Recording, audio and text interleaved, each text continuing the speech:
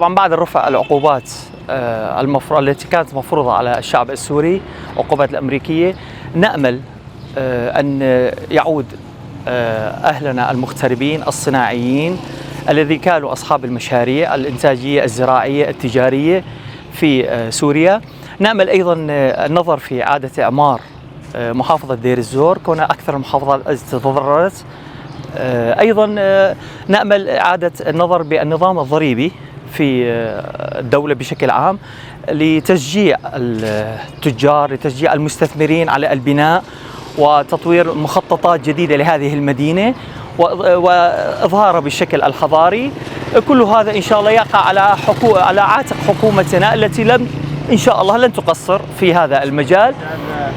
يعني موضوع رفع العقوبات راح يساهم بشكل كبير بإعادة الإعمار، يعني تصير تقدر تفوت لنا أدوات ومعدات نحن ما عندنا إياها أبدا خالص بهالبلد وتساهم بشكل كبير. رفع العقوبات يساعد بإعادة الإعمار، دخول المواد الأولية، جلب المستثمرين من جميع أنحاء العالم سواء الأوروبية العربية، جلب الاستثمارات. احنا نحظ اهلنا بالخارج اللي كان هون ساكن بسوريا ولا من غير سوريا اللي يجي على سوريا وشو اسمه ويستثمر مثل ما تقول مشاريع تنموية، مشاريع حديثة، يطور بالمشاريع الموجودة هنا، يساهم بإعادة المصانع اللي دمرها النظام البائد. هاي كلياتها تسهم ايش؟ برفع الليرة السورية، اعطاء الشباب رفع البطالة، كله يساعد بإعادة إعمار سوريا من جديد وتحديثها وتطويرها.